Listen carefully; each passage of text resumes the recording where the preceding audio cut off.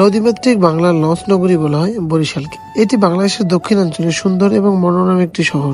এই শহরের পরিচিতি হলো এদের সুন্দর এবং সুশৃঙ্খল লঞ্চ যাত্রা। বরিশাল থেকে ঢাকাগামী লঞ্চগুলো শুধুমাত্র একটি যাতায়াত মাধ্যম নয়, বরং এটি একটি রোমাঞ্চকর ভ্রমণ অভিজ্ঞতা। প্রতিদিন সন্ধ্যা নামতেই দক্ষিণাঞ্চলের লঞ্চ ঘাটগুলিতে ভিড় করে অসংখ্য যাত্রী, যারা লঞ্চে চেপে বরিশাল থেকে ঢাকায় তাদের নিজ গন্তব্যে পৌঁছায়। ঈদের ছুটি শেষে এবার আমি ঢাকায় ফেরার জন্য যাতায়াত মাধ্যম হিসেবে লঞ্চটাকে বেছে নিয়েছিলাম। যেহেতু ঈদের সময় ছিল, সেই ক্ষেত্রে আমার তাড়াতাড়ি লঞ্চ ঘাটে যেতে হবে, সেই জন্য আমি বাসা থেকে 3টে নাগাদ বের হয়ে গিয়েছিলাম। লঞ্চ ঘাটে আসার পর যেহেতু একটা লঞ্চ ঘাটেই বাঁধা ছিল, সেক্ষেত্রে ভিড় একটু কমই ছিল। তবে একটু সময় পর মানুষের সমাগমটা যতটাই বাড়তে শুরু করলো, ততটাই লঞ্চের সিট এবং ক্যাবিন গুলোর সংখ্যা ততটাই কমতে থাকলো এবং ভাড়াটা বাড়তে থাকলো। সাধারণত আমাদের স্বরূপকাঠি থেকে ঈদ বা কুরবানির সময় 2টি লঞ্চ যাতায়াত করে।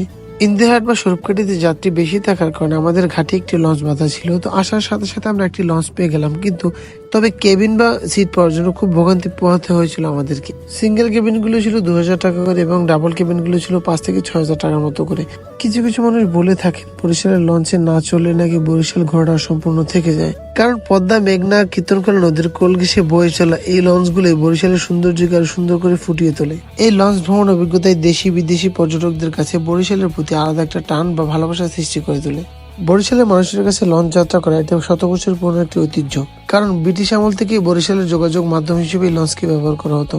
আর সেজন্যই বরিশালের মানুষজন আজও সেই ঐতিহ্যকে বহন করেই চলে। শুধুমাত্র যাত্রীর যাতায়াতই নয়, বরিশালের অর্থনৈতিক উন্নয়নের ক্ষেত্রে এই বরিশালের লঞ্চগুলো অনেক গুরুত্বপূর্ণ ভূমিকা পালন করে থাকে। দক্ষিণাঞ্চলের মানুষ ঢাকা কিংবা বরিশাল যাতায়াত করার জন্য যখন কোনো বড় সড়ক দুর্ঘটনা কিংবা বড় কোনো সমস্যার সৃষ্টি হয়, তখন তারা বিকল্প পথ হিসেবে এই লঞ্চকেই বেছে নেন। যখন সূর্য পশ্চিমে হেলে পড়ে আর লঞ্চগুলো ঠিক পাশাপাশি চলে, তখন দূর থেকে দেখলে মনে হয় যেন জলের বুকে ভেসে যাওয়া কোনো এক কারুকার্য।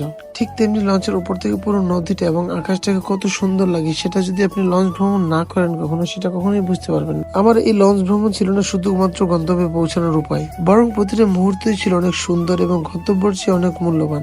লঞ্চ যাত্রা হয়তো বা গন্তব্যে যাওয়ার পর ঠিকই শেষ হয়ে যায়, কিন্তু সেই নদীর গন্ধ, বাতাসের ছোঁয়া, সূর্যের আলো থেকে যায় চিরকাল। আজ এতটুকুই ছিল বরিশাল স্বরূপকাঠি থেকে ঢাকা সদরঘাট অব্দি আমার লঞ্চ যাত্রা।